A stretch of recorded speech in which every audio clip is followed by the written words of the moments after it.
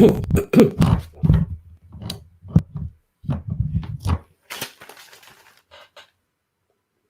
I guess we're starting. It's 6 o'clock. So welcome to the media studies portion of our Film and Media Studies Culminating Experience Showcase. I'm Paul Young, chair of Film and Media Studies, at least for the moment, and moderator for this portion of the evening's discussions with the artists and scholars whose work you have just experienced. We just witnessed some remarkable creations by Yumi Naruke, Sebastian Wurzreiner, Nick Gutierrez, and Anthony Robles, whose name I've been mispronouncing for years. And I think that's probably why the tiger's name in your script was Paul. So you finally got your revenge, and I'm very proud of you for that, Anthony. Nice work. These are all students I've been fortunate enough to teach in various capacities. It must be said, and can't be stated forcefully enough, that what these soon-to-be Dartmouth alums have done is quite miraculous. They have, as have all our majors, managed to create work that responds to their intellectual concerns, their field interests, their personal ways of engaging with media and with readers and viewers and listeners. And their work speaks to these concerns in novel and engaging ways.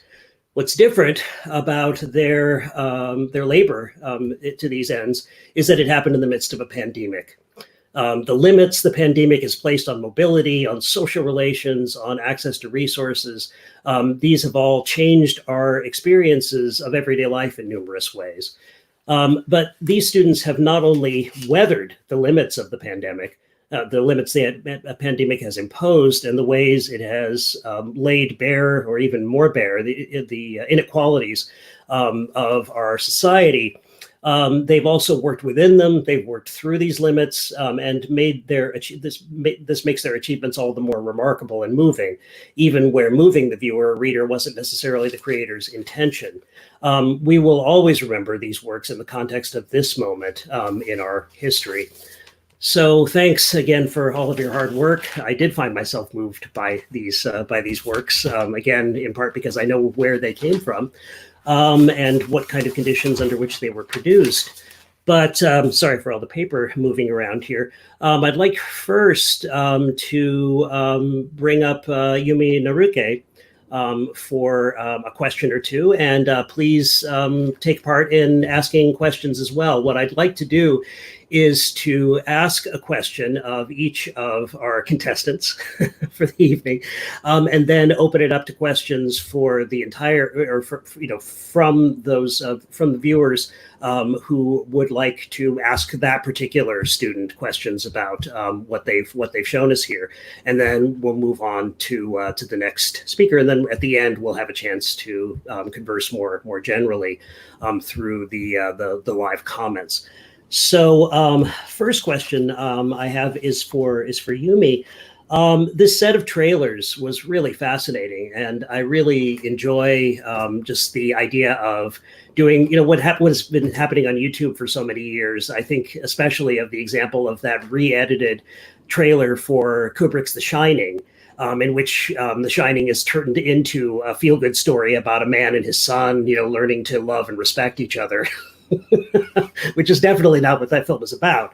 But what really grabbed me about this is the set of trailers feels like a version of the Kuleshov Experiment, which you mentioned in your voiceover. The Kuleshov Experiment being the experiment that supposedly, although we know that it, you guys have all heard this story before in film history classes, that it probably didn't go down quite the way that we think that it went down based on hearsay. But the Kuleshov Experiment was about, showing how viewers will put together a spatial and temporal relationship between two shots based on the order in which they're shown those shots and what kind of meanings they'll impute to those shots based on their juxtaposition. And it seems like this felt like a live version of the Kuleshov Experiment to me. And I wonder if you conceive of this project as a kind of test that depends on, like a presenter and viewers who are present, or do you see this more as a kind of freestanding sequence of films that allow us to contemplate how editing transforms our sense of story and place and time even? Yeah, definitely. I think the experiment with the Kuleshov effect kind of came into play as I was creating the trailers. I think to begin with, I was really hoping to kind of like you said in the latter option, create like just a freestanding like sequence of trailers that kind of forces you or encourages you to examine how you perceive various media or just footage in general based on the different editing techniques that are used and how they affect our emotions and the narrative that is being presented. And as I was kind of playing with that idea throughout the editing process, it kind of just so happened that there were some really cool opportunities to experiment with the Kuleshov effect and other editing techniques as well. And so I kind of took those as they came. Yeah. But I guess I feel as though you're experimenting with the audience or experimenting on the audience the way the Kuleshov was, but with a different reason behind it. You're looking for you're looking for something different. You're looking for the way in which our narrative sense gets affected by by your changing things around. The emphasis on, the donkey human relationship, interspecies romance, if you will. That really was, kind of that was an extreme change. Whereas the change between the difference between the two films at the two trailers in the film about the fencer was somewhat different. It seemed as though you kind of made the second version of the trailer makes the film seem more bland. Actually, it kind of erases some of its human interest because we no longer know about the central, protagonist's illness. What was behind the change there? What kind of effect were you hoping to have, and what were you trying to show, perhaps even about the film itself, by showing us this less kind of human drama version of the trailer? Yeah, that's a great question. I think with the second set of trailers, what I was really aiming for is like a critical just analysis kind of through viewership of film versus media and how we perceive them differently. So like you said, the second trailer that follows the first kind of makes the first seem very serious, very dramatic, which, I mean, in the short film, it really is a pretty dramatic story and narrative. But the second trailer is dramatic in a different way in that it uses a lot of very flashy editing that's very different from the first. More, understated, you don't see like those light flares or the text on the screen or the picture-in-picture and all of those things. And how that kind of like jars you and catches your attention in a way that's different from the first, which is more of like a storytelling mode, is kind of, right. Kind of like what I was trying to encourage viewers to notice. Yeah, it seems as though the more intervention by the unseen narrator, the less of the actual story we get. And that's an interesting difference. We're kind of distracted by the lyrics that show up on the screen, by the flashiness, as you say. Whereas really what we find out is primarily through the soundtrack spoken by the central, the central persona himself. In the first one. And so, there might be some correlation that you're, kind of getting at here between that kind of really direct, hey, look at it this way, authorial intervention that you're putting in the second version of that trailer. Whereas the first one, has a more kind of almost a natural, by comparison anyway, by contrast to it, feel of being told the story by the person himself. Right. Live questions. Looking at the live comments, do we have any questions from viewers who would like to ask Yumi something about her experiment, her project? I'm seeing lots of congratulations. Would you care to comment? Thank you. I appreciate your support, everyone who's watching right now. So kind. Okay. Well, if anyone thinks of a question for Yumi as we go, please just go ahead and pop it up there, and we can bring it out in the kind of final wrap up. Let's move on for now to Sebastian. Sebastian, I know this project really well because you've been telling me about it for for a year, and I've really enjoyed watching it change and watching it progress over time. Big question I guess I have for you is that the cinema as dream theories that come from the psychoanalytic directions of really strictly psychoanalytic perspective of 1970s film theory.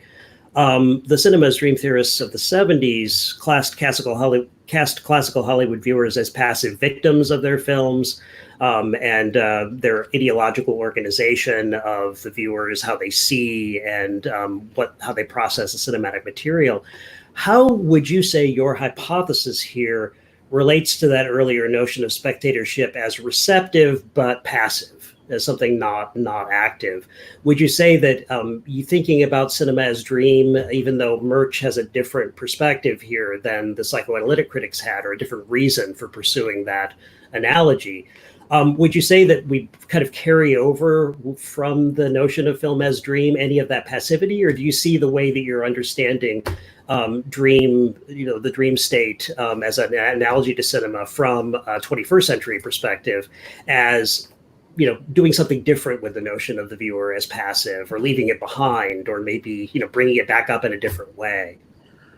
Right. I think that for me personally, a huge focus in the essay was that, or in the thesis, I should say, it kind of responds to the 1960s, 1970s theories that you're talking about in both ways, in the sense that I think it absolutely can't help but retain some of these kind of notions of spectators of classical Hollywood films as passive, like you said, passive but receptive, and in some ways manipulated. And yet at the same time, a lot of my goal with bringing in, as you mentioned, 21st century perspectives, particularly perspectives in contemporary psychology and neuroscience, was trying to find ways to not necessarily leave that behind, as you mentioned, but instead add a little bit of nuance, provide a little bit more agency for the spectator in this process. One of the things I talk a lot about in the thesis, and I mentioned the video that I made for this presentation, is the notion of kind of quote unquote waking up from the film, and where some of the possibilities in that lie, and using some contemporary research about the way in which we experience films as personal, and therefore the way in which that might dictate our responses as being more active than the 1970s theorists theorize, if that makes sense. So I think the short answer is, my goal was very much, both I think when I started writing it, and especially when I was wrapping it up, was to provide both perspectives, to acknowledge the fact that I do think that there is there's a necessity to acknowledge the potentially manipulative aspects of classical Hollywood films, particularly within this dream comparison, and yet that at the same time to leave it only at that is incredibly limiting to the way we can understand how spectators relate to these films. And what brought you to this topic in the first place? What is it that kind of snapped its fingers in front of you and said, Sebastian, come and find me, come and figure me out? It's really funny because I was trying to remember that in preparation for this Q&A, and the best I've got is I took for sophomore summer, the most interesting class I took was a class at sleep and sleep disorders, and we spent a good long unit discussing dreams and dream theories, and that was where I was introduced to the activation synthesis hypothesis and the A model, which are the kind of scientific basis for a lot of what I talk about in this thesis. And what compelled me was ultimately this idea that dreams, like films, as I discussed so much in the thesis, have all these discontinuities, but we never notice them while sleeping. We only realize once we wake up, wow, none of that made sense. That was really disjointed and really strange. And so that was just a jumping off point that at that point I was so immersed in film theory and film history that I couldn't help but kind of drawing some comparisons there and wondering if it was worth trying to dust off some of these cinema's dreams ideas that were so prevalent in the 1970s with psychoanalytic film theories, as you mentioned.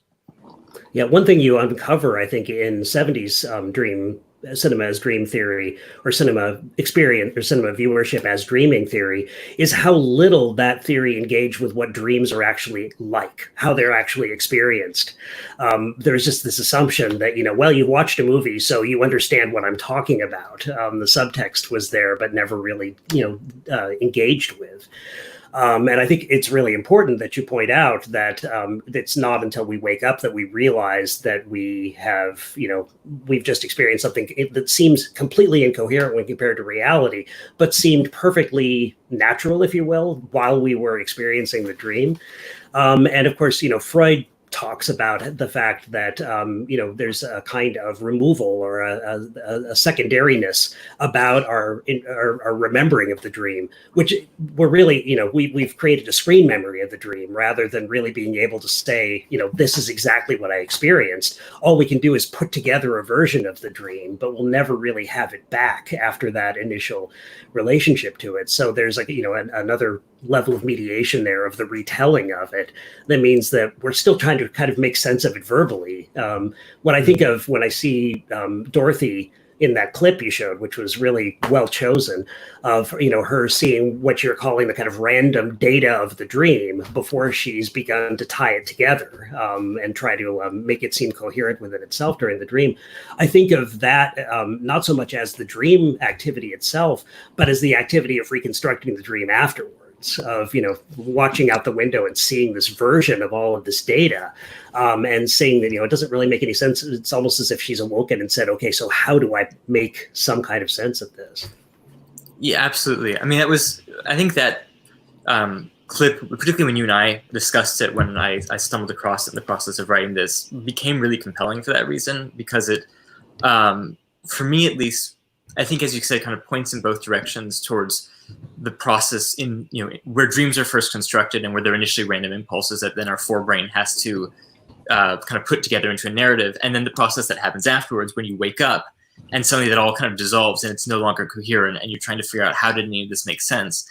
And I think for nothing else, what for me that points to is the central idea that there's somewhere in the middle there where it is coherent, though, and that kind of being the key to the thesis was trying to figure out how that possible when everything that comes before and everything that comes after indicates that this shouldn't be adding up, that this shouldn't be coherent, that we shouldn't be having this unified immersive experience that we nonetheless are.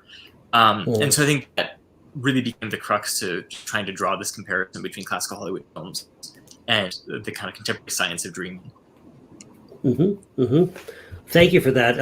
Are there, I realize I'm speaking to people who can't speak back, which stinks, but that's the way it is. Live comments. Does anyone have any questions for Sebastian? If you don't have one right at the moment, then, please be, thinking and formulating one, and you can punch it in and we can answer it. I can pitch it to Sebastian a little bit later. Doesn't look like anything is showing up yet.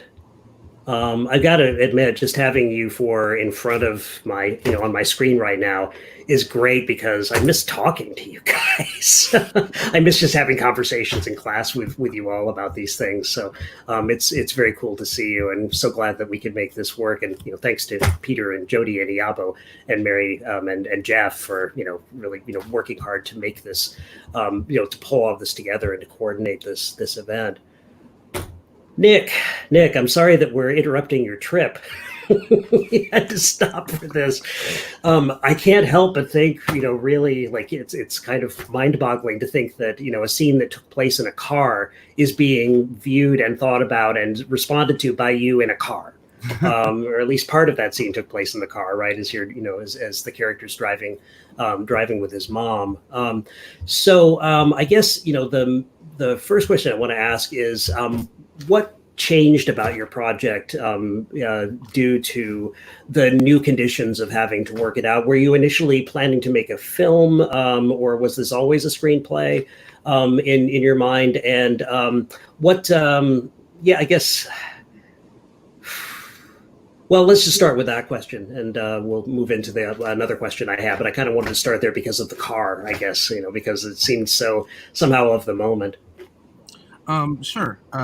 Yeah, I am coming to you from a wheat field in Delaware somewhere. So, but I would say that my original plan for my thesis was always to do a full-length screenplay. I consider myself primarily a writer. The presentation is probably what I would say is the most adjusted. Obviously, I wasn't planning on doing it over Zoom, and I feel like because of the like constraints of Zoom, it really affected what scene I would have presented. The scene I really did enjoy the scene that I ended up doing, and getting to work with Anthony and Fran, who I've worked with before in theater projects, is always like lovely. But it does come very late in the script, and I feel like there's a lot of context that sort of builds to that culminating moment. It really is like almost a climax in the film. So, but it did happen that it was just two characters really for most of the time.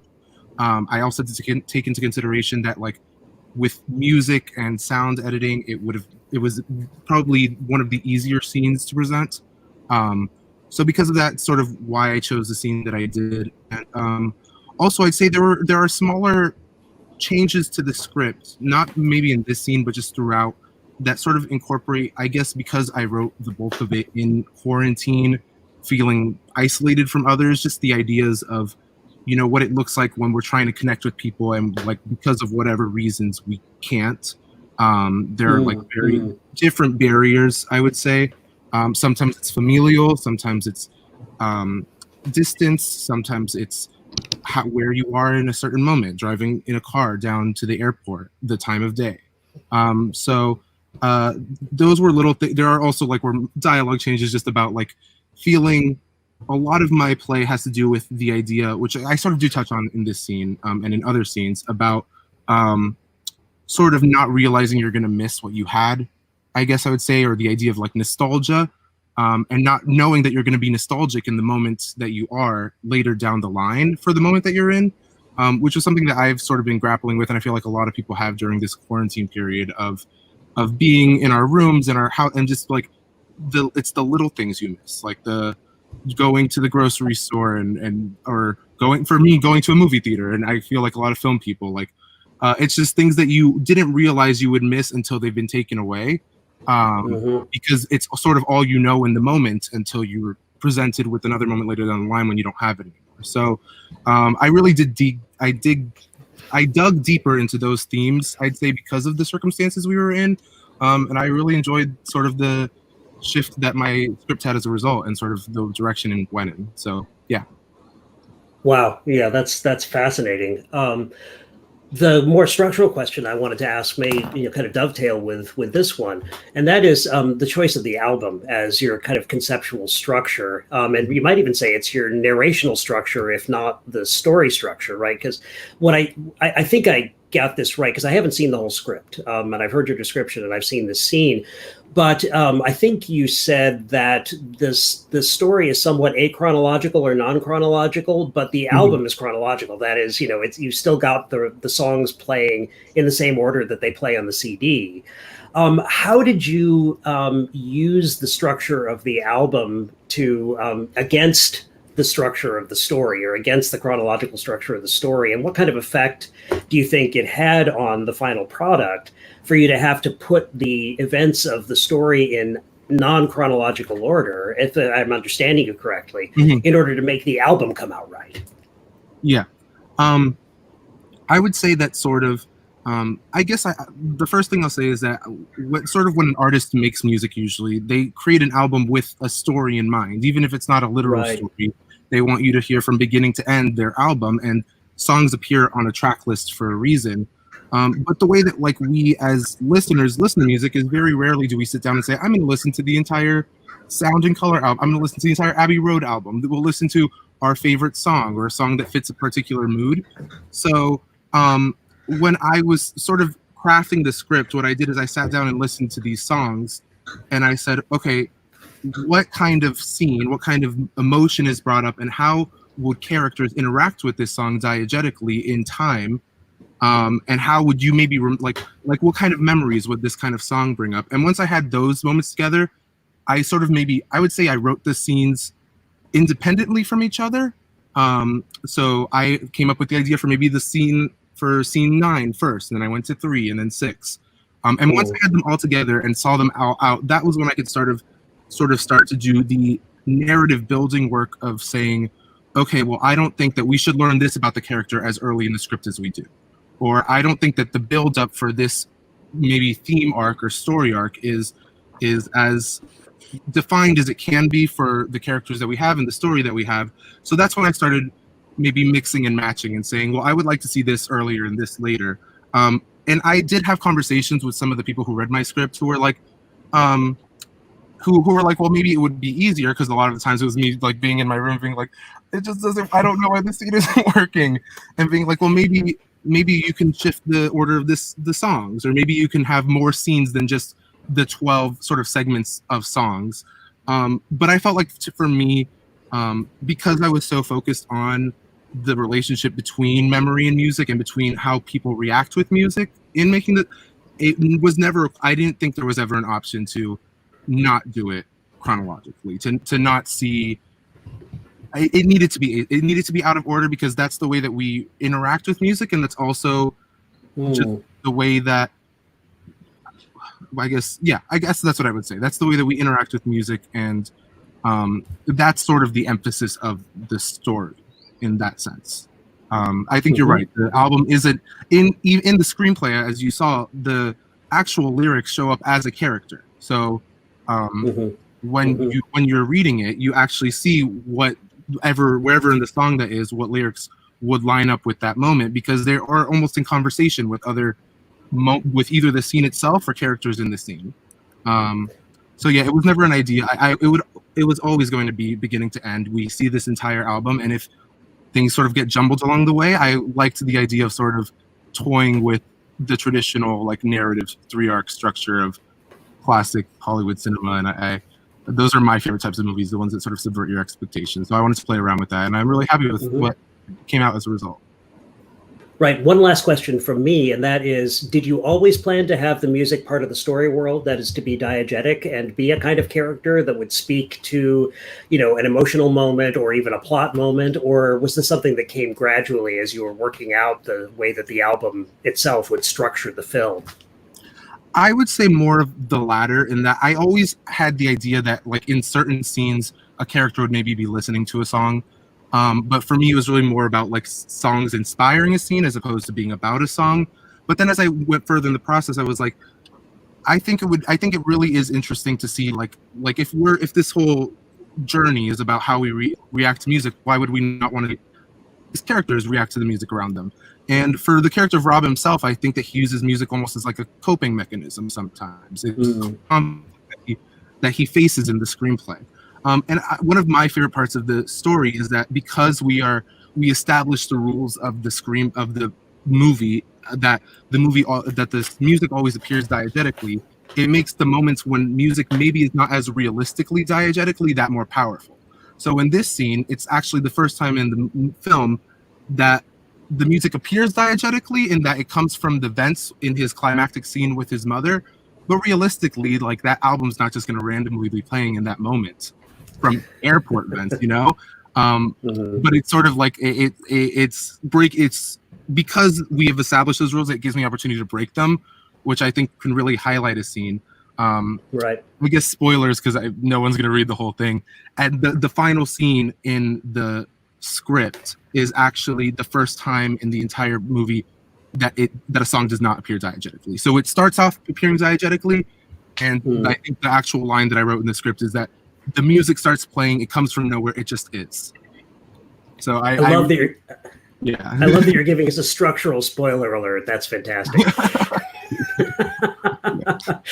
There is one question that I've been able to identify here about, this is from Caroline Wong. Nick, how did you incorporate some or all of the modifications in your major in your project?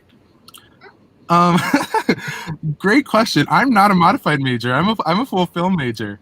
I guess I could talk a little bit about some classes that inspired me, which is that like sort of, I took my sophomore spring, I took women in musicals with Amy Lawrence, which was one of my like a top 5 class at Dartmouth for me. It was, and that was sort of I had already had the idea of doing the screenplay like I talked about in LA, and I came back and I saw all these great examples of how music is used in cinema. I'm also actually just remembering, Professor Young, I took your class, and my final project in Silent to Sound was about diegetic music in silent films. I just remembered that.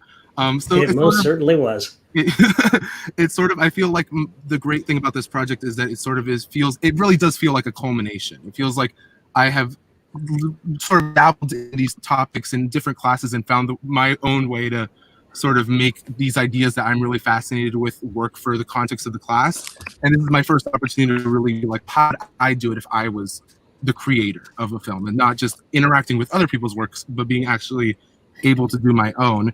And also I'm a theater major, and a lot of theater is consistent, is dependent on various types of music and the way that characters interact with it more easily because it is like you're hearing the sound design. It's like an aspect of a play or a musical, for example. So I think that all sort of different aspects, I feel like this is the best representation of my entire Dartmouth education from all aspects of it. Yeah. Well, it's great. And just an observation, the moment when the music comes through the vents put me right in the mind of P.T. Anderson's Magnolia when it starts raining frogs. It doesn't happen, but it's sort of like necessary to create more impact in that, incredibly emotional moment of the film where everyone's singing the same song. Music, non-diegetic sound becomes diegetic there as well for a really important purpose, thematic and characterological, as well as, maybe even more so than plot. Okay, now Anthony Robles. Like I said, Paul the Tiger. All I can think of is, Anthony's finally, Professor Young finally got his comeuppance. I get to be the bad guy in your horror film, but that's, I'm sure I'm just claiming too much credit for having the same name as your tiger. The genre you chose is really interesting, and it's an unusual one considering that it's a genre that you say you've come into fairly recently as a favorite. So you were not a fan of horror films as a kid growing up? Yeah, I wouldn't say that I watched a lot of horror movies growing up. I think that has to do with the fact that most of them are rated R. So that was kind of a big no-no in the household when I was younger. Right. So I had to sneak into Return of the Living Dead when I was like 15, but it was worth doing it. Yeah. Considering that, this is a genre you only became a fan of recently, what's it like to, and this is a question we could probably ask Professor Phillips, and I hope he's listening, but I'm interested in your perspective on this. What's it like being a fairly new maven or, a celebrant of horror films to need to balance plot with effects, with the scare effects, the moments where you really want to scare yourself shitless, as you put it in your introduction.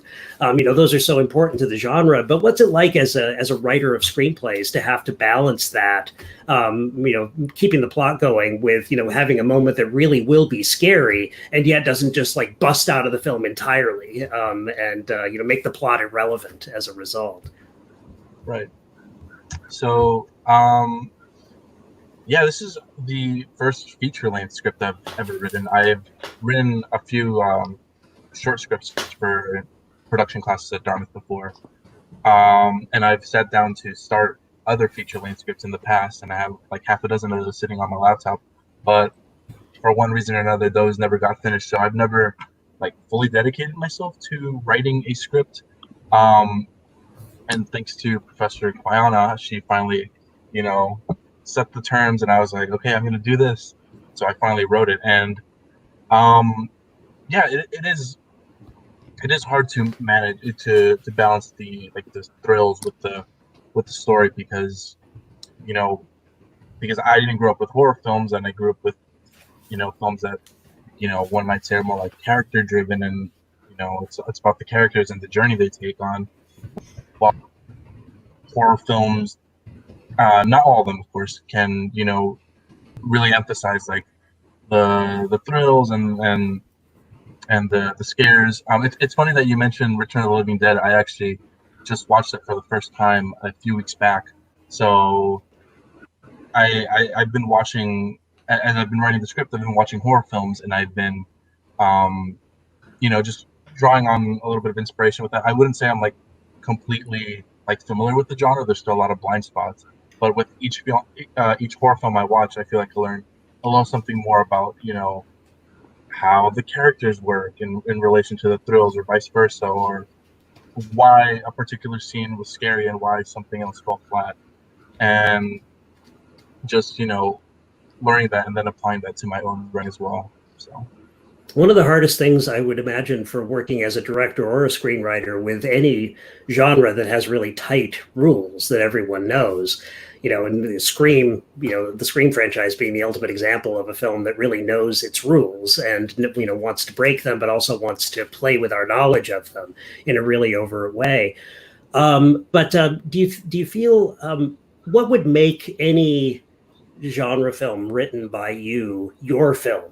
Is there something in this film you could point to and say, this is really my voice kind of struggling with or using the genre of the horror film in some specific way? How is your voice being challenged, or how are you making sure that your voice gets heard through the slits or the breaks in this very tight structure of genre film like horror has become over time? Well, I think that comes out in like the characters a little bit. I would say that for the most part, I don't think that none of the characters in the film are particularly like me. Like, I'm not Benny. I'm not like a college athlete. I never had a severe knee injury or anything like that. I'm not Gina. I've never been a waiter at a restaurant. And I'm not Jake. I've never had an internship in Denver, which is revealed earlier in the film, but or in the script, so to speak. But just like in the conversation, I chose this scene to highlight in particular because I think that's where like Benny's struggles most come out, and just like I in watching a lot of these horror films, I feel like a lot of them focus on like high school students. Like I also saw Nightmare on Elm Street over the course of like writing the script, and I saw Friday the 13th and other like slasher films like that. And a lot of these slasher films focus on like high school students, and I wanted to make my characters a little bit older, ground them in like some of the struggles that I'm facing right now, and just like what is it that I want to do after like I graduate. And obviously, in the script, Benny is a year younger than I am. He's a rising senior, whereas I'm about to graduate, which is crazy to think about. But and just like with Benny, I kind of saw him as like a conduit to like thinking about these issues and just like wondering what's the next step basically. So. Great. Any questions from the viewers / auditors in the live comments?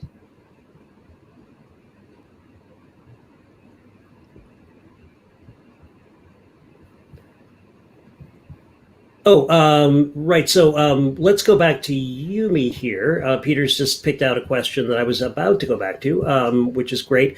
What was your thought process behind the music you picked for the third trailer? That is the second of the two trailers, or the music wasn't the same. Well, I guess maybe if Caroline could respond to this. We're talking about the third film that you made that Yumi made two trailers for, or the third trailer. Well, you could just talk about your musical choices. Maybe we could. Sure. I'm assuming she means my third. Responds. Yeah, I'm assuming she means my third set of trailers, but I'm not sure if she is asking about the first or second. The music in the first trailer of the third set, which is the Stay Close story, was actually mostly original music from the short film.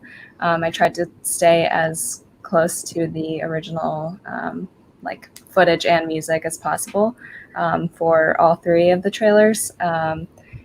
The second trailer of the third set, I picked a song by Drake and Future for the fencing trailer. Yes. Okay. Awesome. Right. Yeah. Right. Thank you, Caroline. The more upbeat song in the second trailer, I actually picked based on one specific line that I really liked in the song that actually shows up in the text on the screen, which is "Say my days are numbered, but I keep waking up." And that particular line I felt like had a lot of meaning in the context of this trailer because, as you saw in the trailer, Keith has cancer, and that's something that he battles, and he's not really supposed to find success in fencing, but he keeps waking up. He keeps, going at it, and so I didn't think that was something that might come up or that I might be able to explain, but I'm thankful for the opportunity. And yeah, that's why I picked that song. Thank you. Got a question for Sebastian from my colleague Jeffrey Ruoff. Congrats, Sebastian. Why Wizard of Oz? The reason I picked Wizard of Oz was because I knew when I started planning this out that I would have to discuss specific editing examples a lot, just because the whole thesis is about editing. And it seemed to me that it would be kind of a pain to use, all sorts of different examples from various classical Hollywood films and try to continuously explain the context. And so initially I picked Wizard of Oz purely out of convenience, in the sense that it seemed like, okay, this is a really good representative classical Hollywood film.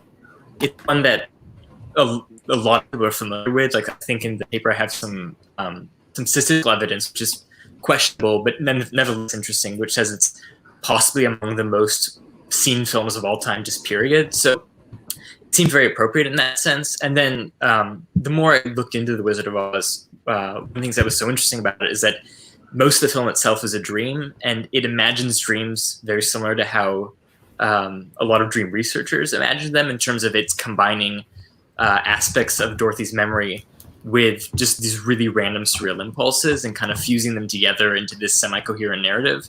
And so it was kind of nice in the sense that it was both picked out of convenience, but also it was able to participate in the dialogue that I was having with these ideas. It was able to kind of contribute to them in a way that was really productive in that sense. Mm-hmm. Mm-hmm. Good. From Jody Mack, another colleague. Nick and Anthony, why don't we go with Anthony first and then Nick here. How was the process of translating script to Zoom screen? What was that like?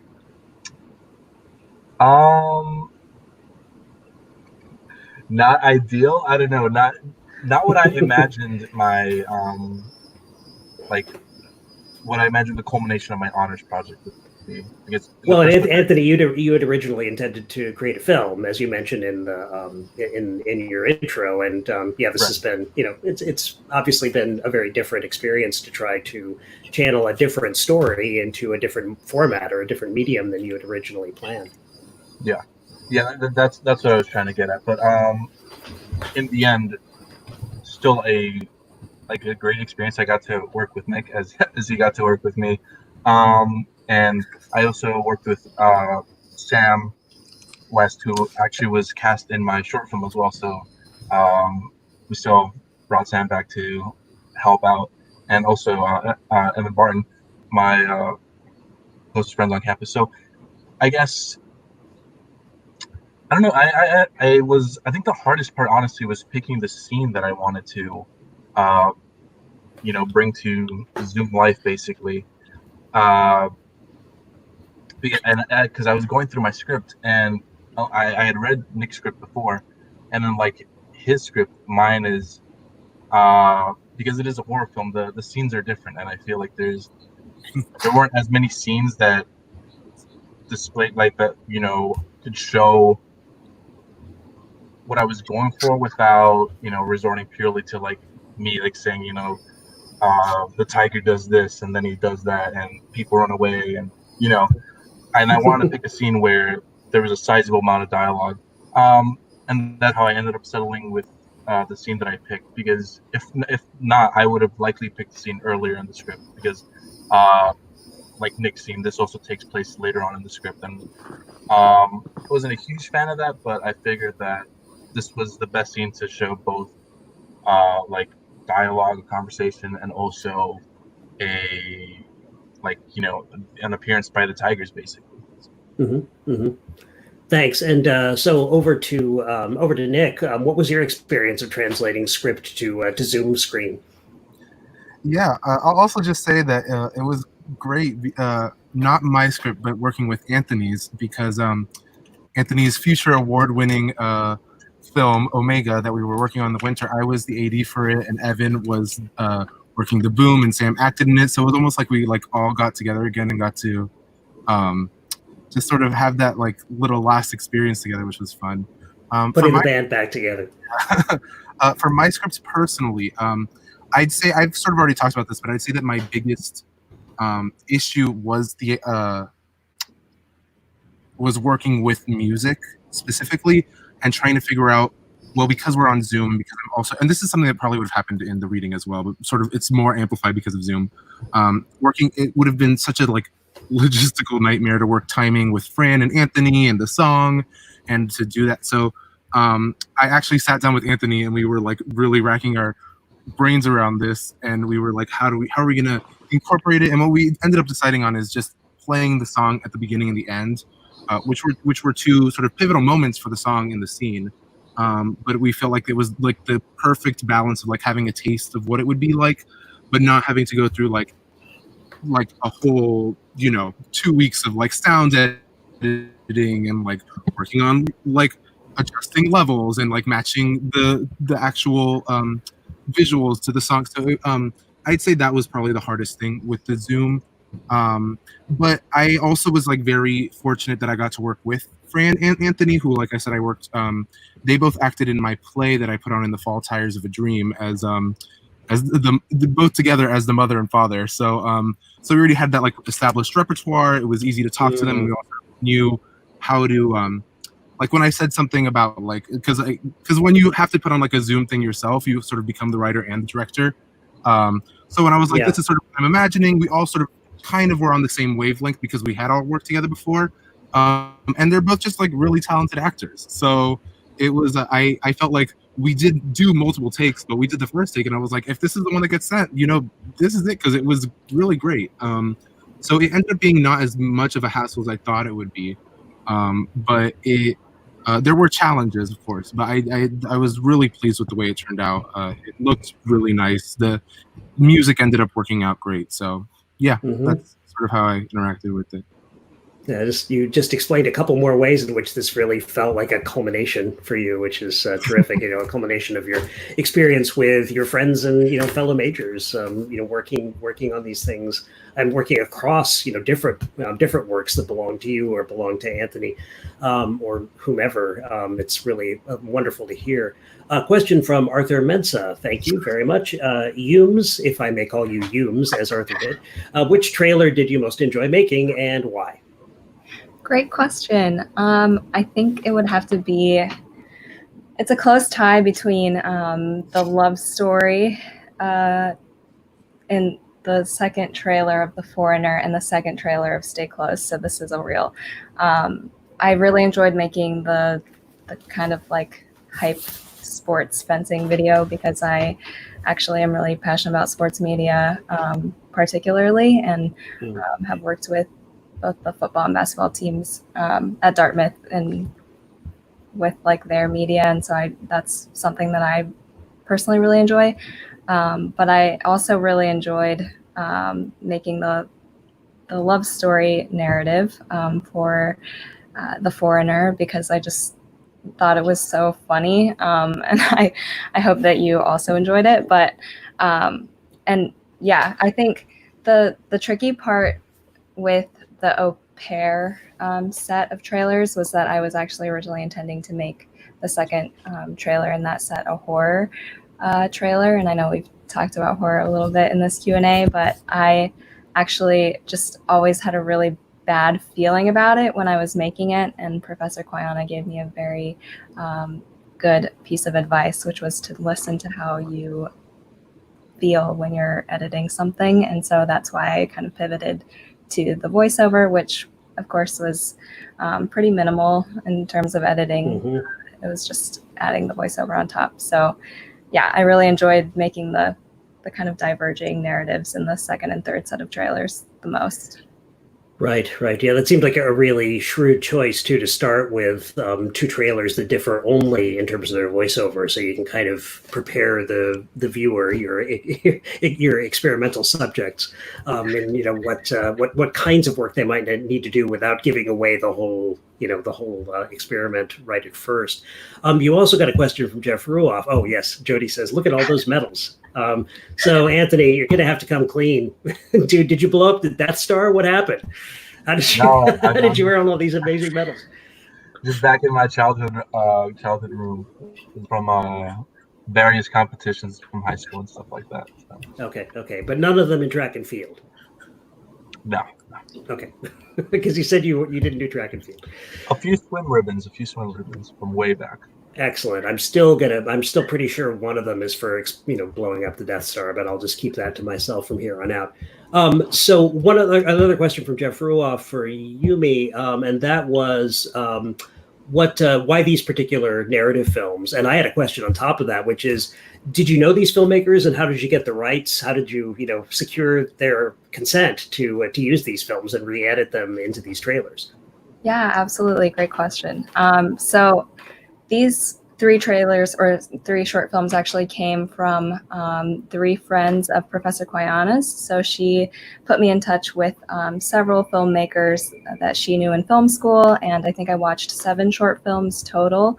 And then as I was watching them, I thought about, what if I had to just think on the fly, what would I make the second narrative about? And the ones that came the easiest or had the clearest, that I had the clearest vision for, were the ones that I chose. And in order to get their permission, I emailed them just a really long email explaining my project, and asked them for their permission to basically deconstruct their work, which I didn't know how they would respond to that, because of course, when you create something for a particular purpose and you want to share a particular narrative through what you're creating, to have someone else come in and totally rearrange those pieces or deconstruct that piece of art is sometimes a very touchy subject. And so, of course, fully understanding that they might say no, I emailed them, but they were all very kind and interested in my project. And so I plan to send them the final product probably this weekend. But yeah, they all gave me permission to play around with their work, which was really, really special. So great. Do you all have questions for each other, or accolades, or just spread the love? Not a question, but I will say I've worked with everyone in this group, like in different classes and stuff. Me, Anthony, and Sebastian have been in all 4 years of Dartmouth Film Society. I've already been lauding Anthony a lot, but he was actually there when I had the idea for Sound and Color, because we were roommates on the LA DSP. If any prospective any film majors who are thinking about going on it, it was my best term at Dartmouth, and Anthony's too. We had a blast. So yeah, it was nice to be part of this presentation with everyone, because I feel like, I don't know, I appreciate you guys and your work so much, and I've had such a blast working with you guys in various contexts. So it feels like great to be included in this company of people. Nicely put. That's so sweet. Yeah, I just want to say congratulations to everyone. I think everyone's presentations were really well done, and I know that a live Q&A is not, quite the same as doing it in person and presenting in person, but congrats to everyone for adjusting to the circumstances. Amen Yes, to that. Congratulations to everyone also. Congrats. Yes, we have lots of nice comments. Peter, you could just split up one nice compliment after another now, because there are tons of them here. I think Nick got the most woos. Several of them, at least 3 that I counted, I think. Yeah, there's one. Woo Nick. I think it's time to change your name to Woo Nick. You might be able to do that legally at this point. Everything's a little bit in flux. We have no idea what the next few months will bring, what your lives are going to be like. None of us are going to have the summer that we expected after commencement. But please know that you are, you're extremely important to us. Maybe no other time like now, or our students, really, and your experience is just so important. And anything we could do to try to make things a little bit more normal, or at least fulfill some expectations, if not all, for what the end of your senior year would be like. Just want to thank you again for participating in this and being so gung-ho about it, even though it was a lot of work to put it together. So thanks, and thanks for being Dartmouth students who've been, majors that we really, we have a lot of respect for you for lots of reasons, and this is just one of them. Thank you so much, Professor, for moderating and putting this together. Yeah, thank you. I didn't put anything together. I'm just a talking head. Just just enjoying the kind of Brady Bunch like feel of us in boxes on top of each other right now. Although we look a little top heavy from my perspective. There's 3 boxes on top of 2. But hey, it's all virtual, so nothing will fall down. Gravity is not a problem. I just want to say thank you for moderating, and also thank you to the whole film department for supporting all of us with our projects. I know certainly in my case, having that support was immensely helpful. So thank you to all of you. Yeah. Well, you're welcome. And well, let's see. It's obviously complicated to graduate amidst a pandemic and revolution. Yes, indeed. What are your plans, and how can we help you? Might have to think about it and answer us via, email or phone down the road. But the question's here. So anybody have any thoughts? I'll go. Well, I was going to apply for jobs, but a lot of the places I wanted to apply to are freezing hiring. So I will be at home for the next year doing online grad school. And how the film department can help me? Well,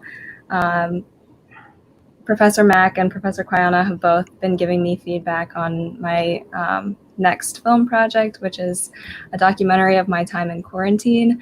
And I definitely plan to continue leaning on them for feedback and support. So yeah, if they can continue providing that, I would be super grateful. But yeah, thank you again.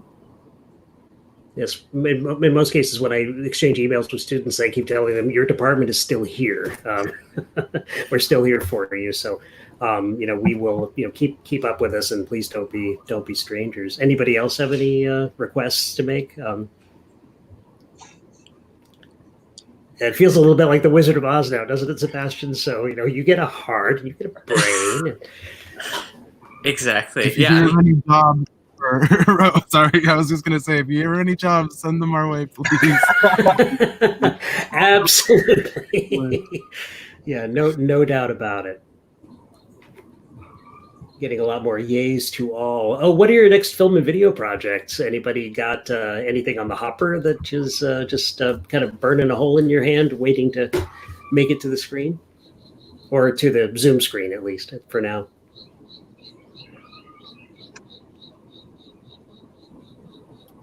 I can go. I'm Sure. in the middle of working. I spent the winter working on a pilot in the writing for the TV screen, writing for the TV screen class that I took, and I am in the middle of writing like the next couple of episodes for it. And hopefully, I already have a Bible, and I have the pilot, so I'm hoping to put a couple more episodes in, and just it's something to sort of keep me busy during quarantine. I'm trying to stay creative. About a reality TV star who plays the sort of like gay best friend on a Real Housewives show, who is actually straight and is like lying about being gay to the media. So that's the premise. If anyone is interested, you can reach out to me. But yeah, that's sort of what I'm working on right now. Cool. Sounds great.